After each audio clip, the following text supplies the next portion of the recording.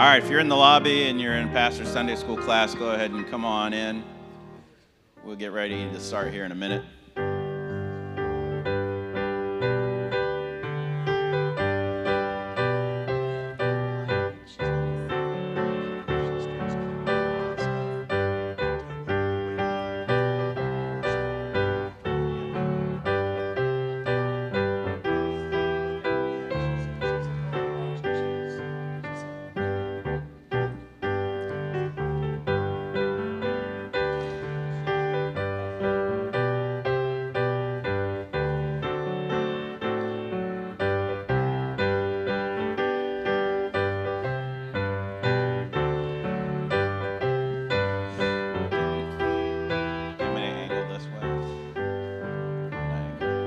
All right, good morning, everybody. I'm going to angle this way because there's 3 or 4 people over here and everybody else is over here.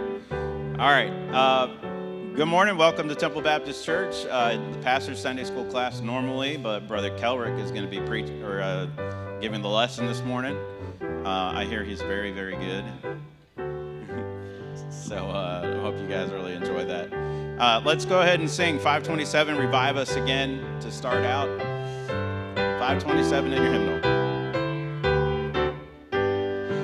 We praise thee, O God, for the Son of thy love, for Jesus who died and is now gone above.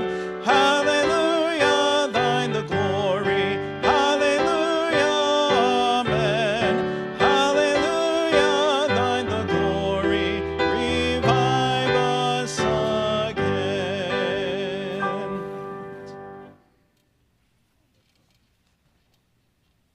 All right. Thank everybody for coming. My name is Kelrick Johnson. I am one of the Sunday school teachers here at Temple.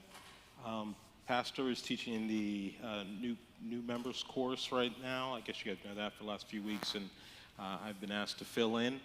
I'm as nervous as I could be, so you'll have to, I'm not used to an audience this big. My little Sunday school class is a lot easier to connect with, but a little bit about me. I am my wife Jeanette Johnson. Everybody pretty much knows us. We've been here for 16 years. I can see her, so you'll see me swing and look at her a lot because you guys scare me. We've been here at Temple for 16 years. We've got 4 kids, 2 now out of the house. 1 is scheduled to be out soon, graduated from college. He'll be getting married in January. And I've got a daughter who's still left at home. Traditionally, my class started as the empty nesters group, but as many of you know, empty nest is relative because you send them out and then they come back, and then you send them out again and they come back some more. So we're just, the class is really more of mature Christians. People have been saved. Most of my class have been saved for a good while, members of Temple here for a good while. My background, I got saved at the age of 6. I grew up in a Christian home. Hopefully, hi Mom. I told my mom to watch stream for us. She usually streams Temple Sunday School classes. I'm the good son. The rest of my brothers and sisters are marginal at best. But we raised our kids, and I'm a product of a Christian family, Christian school, graduated from Pensacola Christian College. So I've run the whole gamut. So when I teach, I usually identify with our young people. I grew up in youth groups and going to camp in the summer and all those types of things. So I identify with the kids very strongly. I taught for about 15 years. I taught junior church. I've taught here at Temple, 3-year-old Sunday school class, as Mr. Clark referenced. So we were going to bring blocks and goldfish, but I should have brought candy. That's always a good opener. So I've grown up in church my whole life. And one of the things that, as I teach Sunday school, is I like to try to not so much preach as to teach. And the difference being, I want people, I treat it just like Sunday school. I want you to learn things that you may or may not have known. I'm able to, Sunday school moves a little bit slower. We're using curriculum. Everybody get a handout that wanted one? Anybody not get a handout? If you need one, raise your hand. I'm not going to miss Jeanette. James got one. I think we're missing one right down here. My goal is to make it through this. Of course, I feel like I've been called up from the minor leagues. I never taught pastor Sunday school class before, so I went ahead and this is kind of this is the curriculum that we're working through. I had the option whether to teach something different or stick with what we were doing, and this lesson I think fits very well with this class and this age group. I identify at some point you realize that you're not a kid anymore. I realized that couple years ago. Once you start having grandkids, and Brielle was singing some song, and she was watching something on TV, my granddaughter Brielle, and she's like, "Grampy, you know this song?" I'm like, "This song is like 30 years old," but it's all new to them, but it's, just stuff we grew up hearing, commercial stuff like that. So at that point, I realized I think I qualify as being old. So, but the one thing that as my Christian life has matured, is that I've realized that the Bible hasn't. You can read the same passage over and over again, and depending on where you are in life, it hits you differently.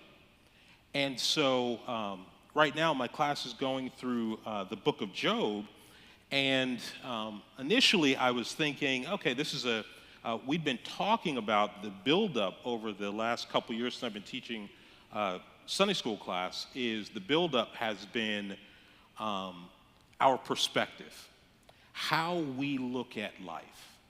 And one of the reasons for that is that as we mature, age-wise and spiritually wise, things change.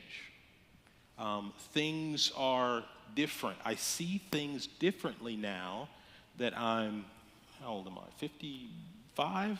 So I'm up there. At least that's what I would tell my parents. But you start to see things, and especially as your kids start talking to you. And I've had to call my dad on several occasions because, especially my oldest son Rio, who's now married, out of the house, lives in Pennsylvania.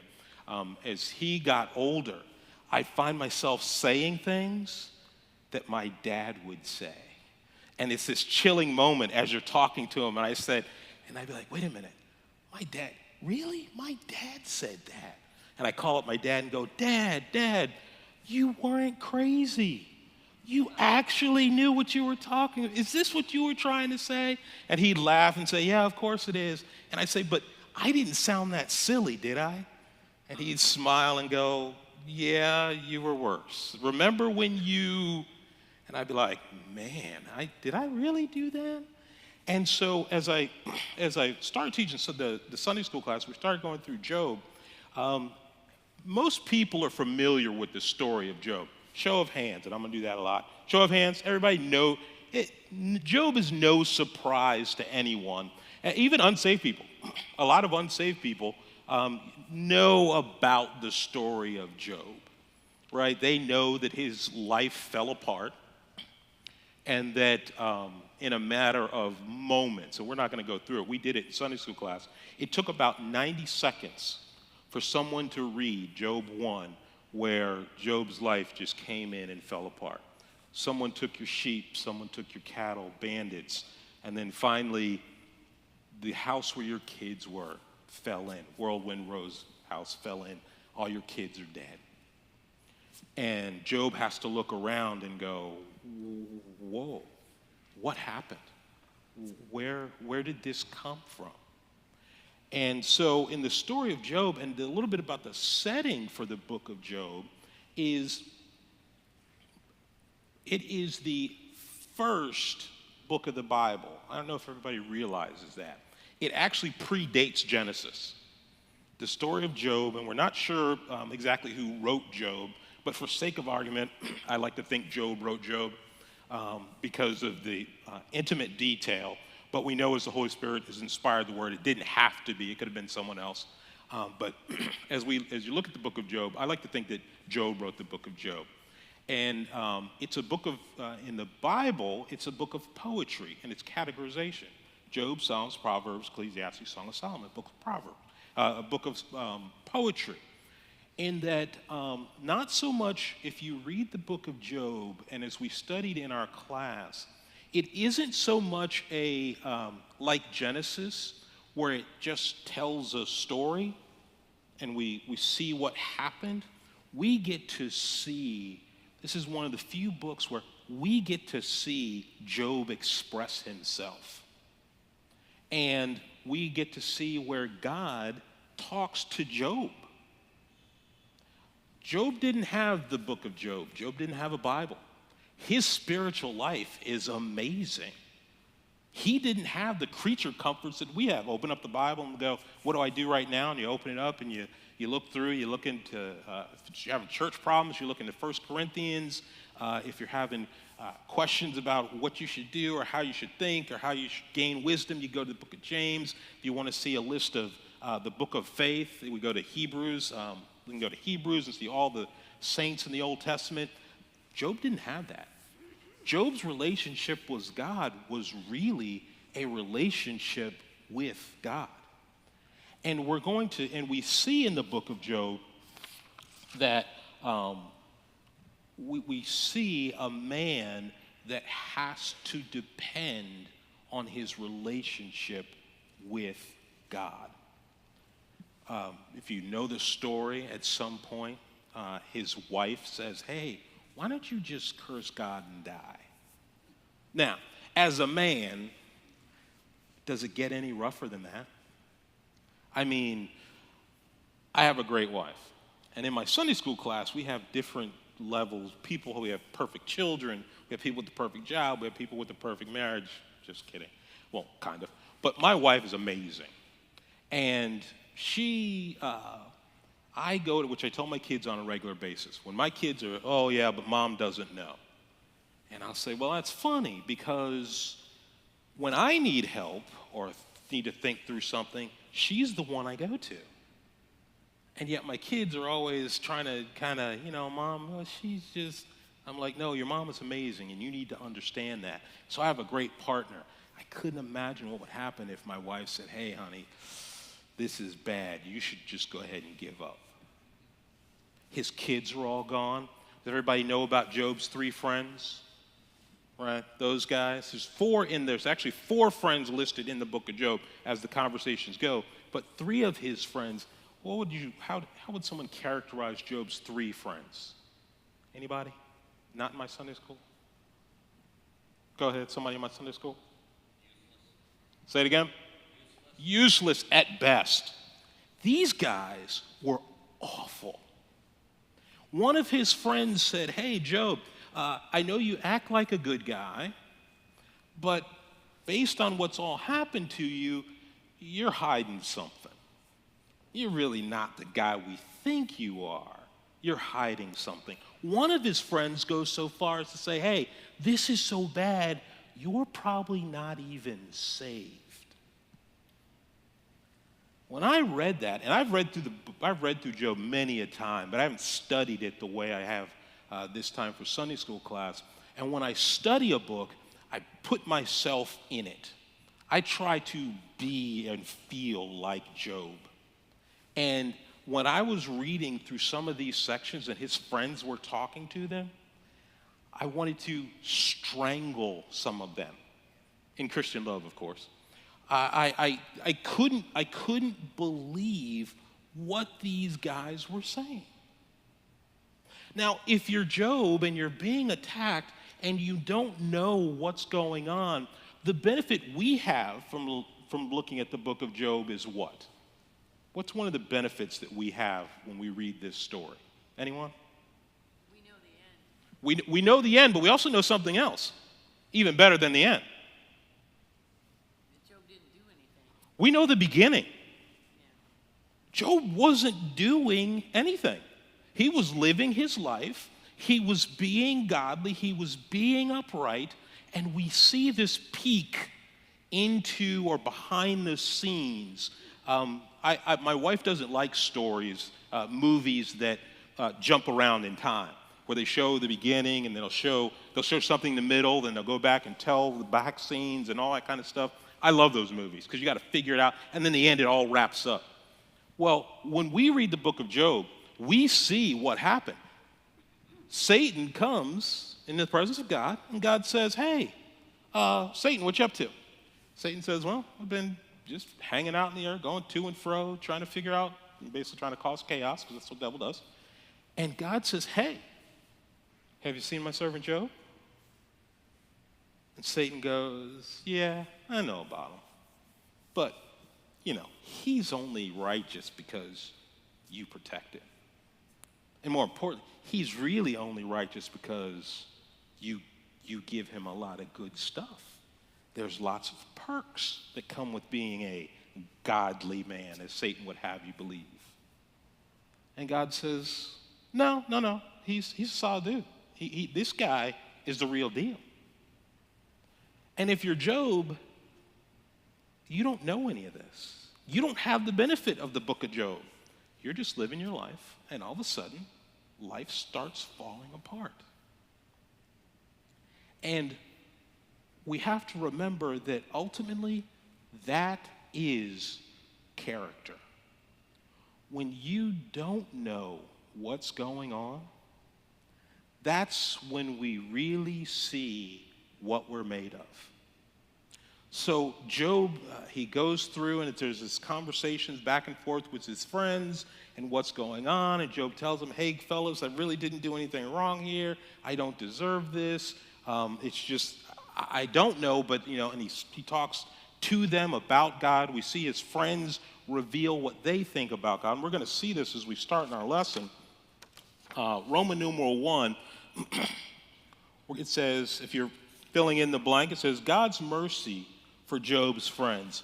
And so what has happened is they've had this discourse back and forth about Job and his friends, and his one friend would say, hey, this is what you did wrong, and then Job would respond, and another friend would say, hey, this is what you did wrong.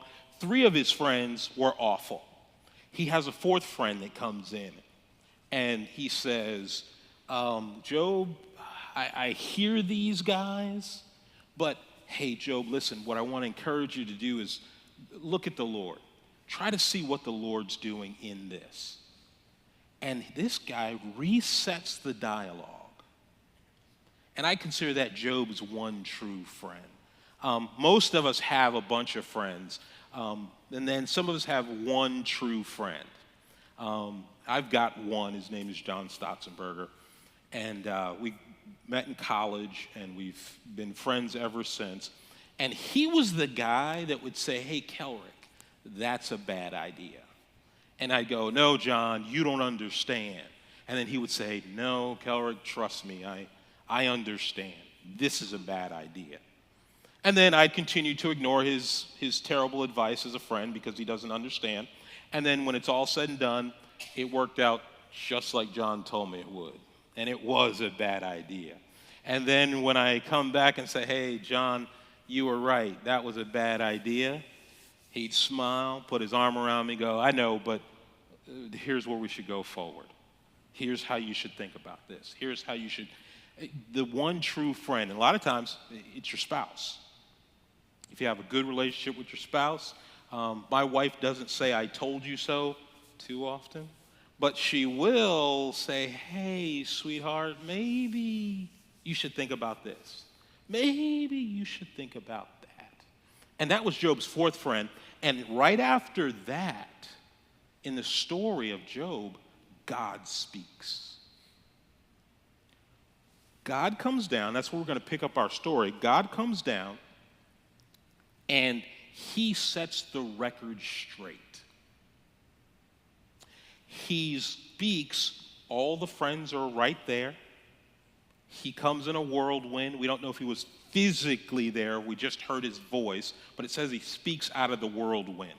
So I think it was kind of like very similar instance when you picture the burning bush, the story of Moses and the burning bush, where God speaks out of the bush. God speaks out of this whirlwind, and he talks to the setting. Now, imagine where Job is, right? Job's health is falling apart. Does anybody know where Job probably is at this point in the story or his life? Anyone?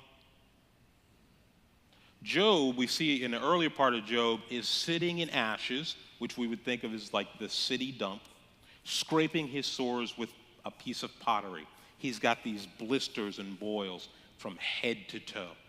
When the devil got permission to attack Job's health, we see these blistering boils that makes Job incredibly uncomfortable, which I would imagine is the worst thing that can happen to you.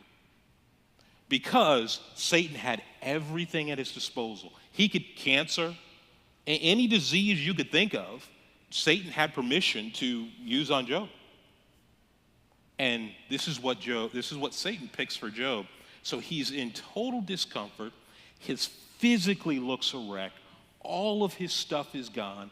Most of his friends have turned against him. And it's time for God to show up. And boy, does he show up. We look in Roman numeral 1, I said, was God's mercy for Job's friends. Let's turn to Job chapter 42. Job 42.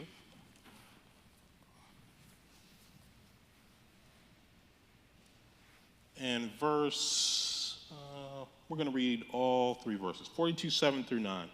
And it says, and it was so that after the Lord had spoken these words unto Job, the Lord said to Eliphaz the Temanite, my wrath is kindled against thee and against thy two friends, for ye have not spoken of me the things that are right, as my servant Job hath. And basically what they were saying to him is that, hey, you must be wicked because of your circumstances. Because of what happened to you, God is mad at you, and you haven't been doing right. Has anybody been in that spot before? Where your good was ill spoken of? Where you were trying to do what was right and things didn't seem to be turning out that way? And God has to address them. And he addresses, letter A, he addresses their sin. Letter A, their sin. And the biggest part of their sin was this idea that God is some kind of a cosmic judge, and every time you step out of line, what happens? Anybody seen the cartoons? Because I'm used to teaching the kids. Right? What's God doing? He's got a lightning bolt, right, in his hand, and he says, "Oh boy, Mr. Williams, you did this. Wow, I got you." Or Ken, you did this, and this happens to you. This lightning bolt God he's waiting for us to mess up. Is that the correct picture of God? But if you take that perspective of God, it will change the way you live. Most people that live that way, they tend to be kind of mean. They tend to be very judgmental. Not that God doesn't judge, but God judges us from a loving perspective, as any good parent should. If you're a parent, has anybody ever disciplined their kids actually with a less than loving attitude? Now, I know none of you guys have, but once in a while I've been known to get a little upset. And my wife will come to me after and say, "Hey, you yelled at him, but boy, that was a little rough. You didn't have to go that far." And I had to go back and say, "Hey, you know what, son, daughter," usually son, or one of the two. I had to say, "Hey, I was upset, and I shouldn't have come at you that strong," right? That's not our God. God always corrects us in love. My parents used to say, "Oh, this hurts me more than it'll hurt you." My dad never said that because it always hurt me more than it hurt him. But my mom has been known to say that before, and I didn't get it until I was a parent. And we realize that most of the time we're correcting our kids because we see danger ahead. And we want to kind of guard them from that. So we encourage them not to run out into the street, not to do this, not to lie, not because, yes, lying is wrong, but man, when you get older and you tell the wrong lie, you can end up in, I don't know, prison, right? There's lots of people who've done lots of wrong things because they just wanted the easy way out. And we know that's what we're trying to keep our kids from, but if we don't, then we know it's not going to work out for them. So we have a God of mercy. God always wants his mercy to be seen. He doesn't give us what we deserve at all. Sometimes he does, but for the most part, we get chance after chance after chance. And that's their sin here, is they're saying, oh, that God, he's judging you, Job. And God's like, no, I'm working. In letter B, it says their sacrifice. In chapter 22, verses 8 and 9, we see that they end up having to make this sacrifice, and it's expensive. In their terms, the sacrifice was animals, but basically if God came down and said, hey, Ken, you gave bad advice, don't sit with space where I can see it. He says, Ken, you gave bad advice. You didn't do what you're supposed to, and here's what you're going to have to do. You're going to have to pay about $100,000 in offerings. Ken goes, ooh, Lord, that's a stiff penalty. And not only is God talking, everyone can hear this. And they're going to pay a price for their bad advice. In letter B, they're going to pay a price for their bad advice. So be careful when you're talking to people. Don't be flippant. Don't be judgmental. If they're close friends, which I've done, I've prayed about what should I say to this person? How should I counsel them? And it's important for us to do that because letter C, it says they're priest. And to understand that one, we need to look at, let's go ahead and open to Job 22. We're going to read 8 and 9 now in the context there. We're going to say, therefore, take unto you now 7 bullocks and 7 rams, and go to my servant Job and offer up yourself a burnt offering, that my servant Job shall pray for you. For him will I accept, lest I deal with you after your folly, in that ye have not spoken of me the things which are right, like my servant Job. Back then they didn't have churches. We're pretty sure this is pre-Moses time. So this idea of the priest, because remember earlier in Job, Job would offer sacrifices for his children. This idea here of being their priest is that they needed someone to stand for them. They needed someone to stand for them. And this idea of priest, and we see it again, and Pastor just mentioned it Wednesday or maybe last Sunday. Remember the story of Joseph. When at the end of Joseph, when his father dies and his wonderful, delightful brothers say, hey, Joseph, listen, we're coming to apologize because Daddy said we had to. Just terrible brothers. But what does Joseph do? Anybody? Say it. He'd already forgiven them. He wasn't going to let their sin affect his relationship. And we see this with Job. He says, hey guys, you're going to pay a price. The Lord says, you're going to pay a price. I want you to go sacrifice with Job because Job, I respect this guy. He's done it right. And he's able to bring his friends along.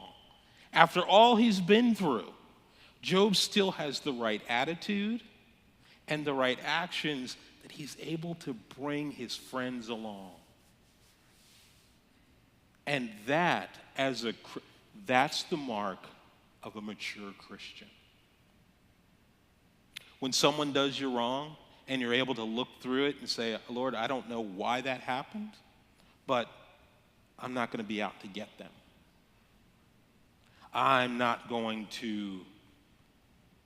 I use the word a lot. I read it in a book somewhere, ruminate. Has anybody ever ruminated?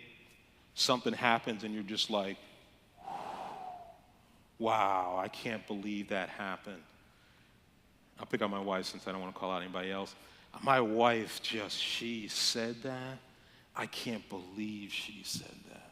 I don't know why she would say that, but boy, when she comes back home, I'm gonna tell her, I'm gonna lay her out because of this, and then remember, she did that 2 years ago. Oh, that's coming in too.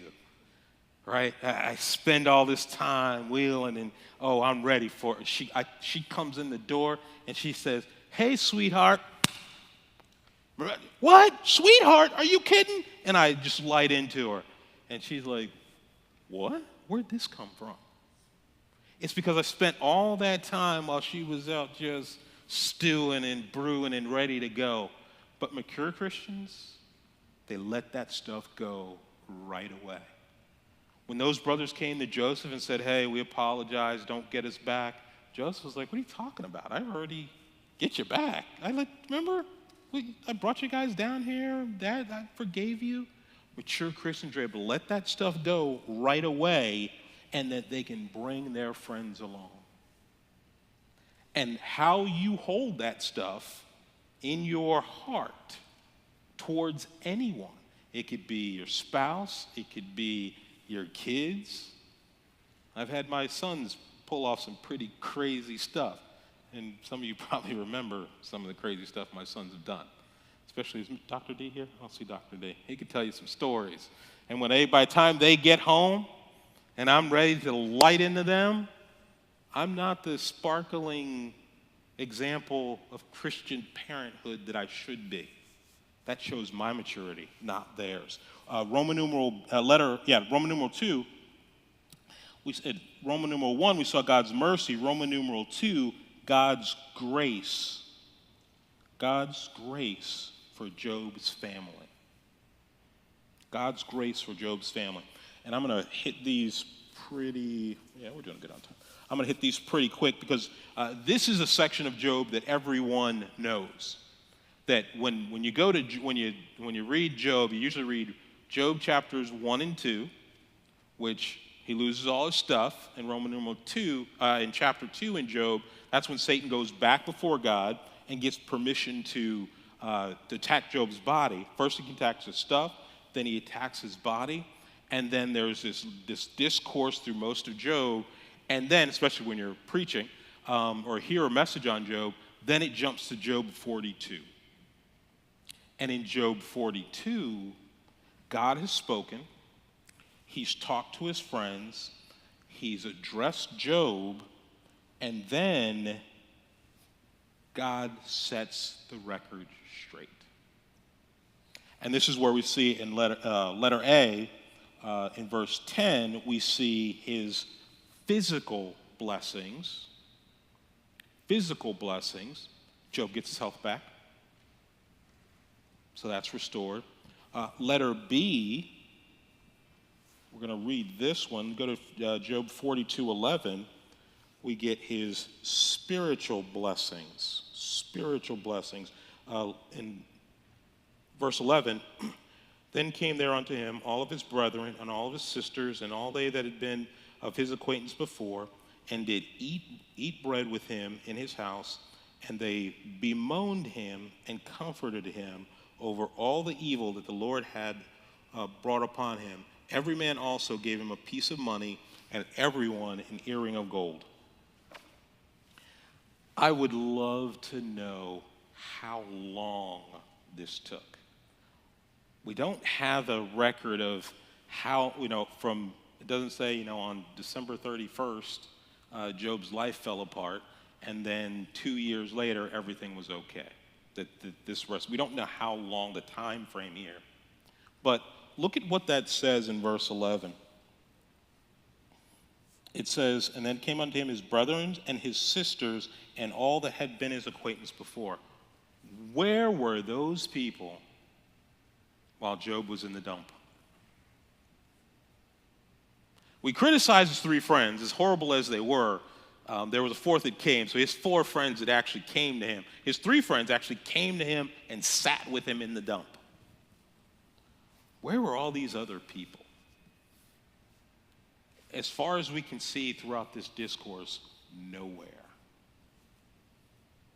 So when you say Job faced this alone, Job really had to face this alone. And that isn't easy. And yet he does, but we see in letter B that the spiritual blessing, the spirit around him, the people, because God has spoken.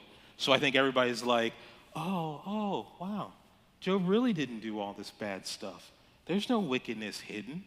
Hey, let's go out and support Job. Anybody have friends like that? They always show up after the fact, after they find out. Oh well, yeah, Kellerick, we knew you were okay. We knew you were a good. We knew you didn't do anything wrong. And does Job get upset with these people when they come? Still, Job has the right attitude. Because I'd be like, I got 2 brothers and a sister. If I'm down in the dumps, I'm scraping my boils, my life is falling apart, they don't bother to call, don't bother to contact me. God steps in and says, hey, Kellerick's a good guy. And then my brother Dariel calls me and says, hey, Kel, how you doing, man? Oof, really? Dariel, where were you when I was hurting? Where were you when I was... We don't see that in Job. He gets his spiritual blessing back. He is able to shine spiritually. Letter C, his material blessings. This is what most people focus on when they read the story. Job got all his stuff back. God gave all of his stuff back and more. Basically doubled everything he had. His children, I had somebody ask me after class, what about his children? How come he had 7 kids and he got 7 more? We use that principle to establish that even though he had 7 kids and they've passed, they're in heaven now, he gave them 7 more, so he has a total of double, 14 kids. The sanctity of life is one of the passages. It's one of the passages that we use for the sanctity of life. God doesn't consider them gone. They're dead, but they're not gone. So he got his 7 kids back, and some people would slyly say that was Mrs. Job's punishment. 7 more kids, just like that. I won't say anything, Mrs. Scott. But 7 more kids just like that, right? That's a lot of kids. And 3 daughters. And 3 daughters. Because girls, as I've learned, I could have a brood of boys, but girls, that's a lot of work. And then they were beautiful girls. So Job had to fight off son-in-laws at some point too, but we won't go into that. So he got his material things back. He got his familiar blessings back. Letter C was material. Letter D was familial. Familial. That's it. Familial blessing. He got his family back. And we could see that he blessed his kids like he blessed the other ones, and that's important too. But so everybody's pretty familiar with the story of Job and getting his stuff back. But I want to close with Roman numeral 3, God's grace for believers. God's grace for believers. That's us. We on a regular basis experience God's grace. And that's why in my Sunday school class, I try to always get people to focus on perspective. Because we get God's grace on a regular basis. But if you don't have the right spiritual perspective, the right spiritual thinking, you'll miss a lot of what God does. Because if you get self-centered, it's very easy to say, God, why did this happen to me? And we become very self-centered. Even to the point, has anyone ever had someone say, hey, this looks bad, but here's the very common phrase, silver lining. Here's something good that's coming out of it. Here's where the Lord is working. And we go, oh, you don't understand. That's so simplistic. No, that's the point. God is constantly at work around us. And if we could see what God is doing, we would do what God is doing. Have you ever had to make your kids take bad medicine? Robitussin, when I was a kid, was just absolutely vile. It's like, could they make a medicine that tastes any worse than that? And Mom would say, but it's good for you. And I would think if she really loved me, she'd give me candy because that's good for me. Right? I like that. The doctor never says, hey, listen, tell Kelly to take 2 Reese's peanut butter cups and call me in the morning. Right? I'd be a fan. I'd eat 3 or 4. And I would be wonderful. But would it really heal me? Would it do anything for me? No. And that's what we have to remember. A lot of times, it actually takes more spirituality to grow when everything is going well. Because when everything is going well, what do we think? Anybody? Everything is okay. Look what I did. I must be doing this right because all of the blessings, everything I see around me is just turning to gold. And we often fail to realize that no, and a lot of times, and I can speak from experience, I think I'm doing it all right. I very seldom, when things are going okay, or people very seldom say, boy, look at God blessing. I can see his hand here. I can see his hand there. And when things go wrong, one of the first things we do is go, God, why are you doing this to me? Why? I don't understand. You shouldn't. I've been a Christian for 50 years. I go to church every Sunday. I'm there Sunday morning, Sunday night, Wednesday night at revival. I'm doing all these things right, and you let this happen. And God says, that's because I'm trying to grow you.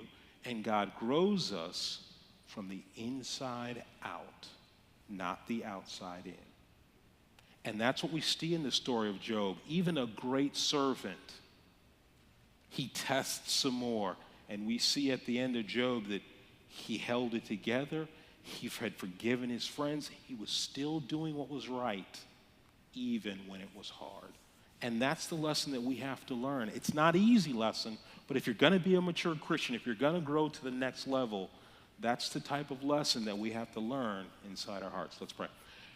Dear Heavenly Father, we thank you for this day, Lord. We thank you for what you've done for us. We thank you for the story of Job, Lord. We thank you for this example of a servant who wants to please you, who did everything that he was supposed to, Lord. Even though he struggled sometimes to understand why, he definitely understood who, Lord. He knew who you were, and he never charged you foolishly. Lord, pray that you help us to do the same thing. Pray that you be with us in the services to follow, Lord. Pray that you use them and bless them. Pray that you be with pastors and preachers. In your name, pray. Amen. All right. Thanks, guys. Be back at 10 o'clock.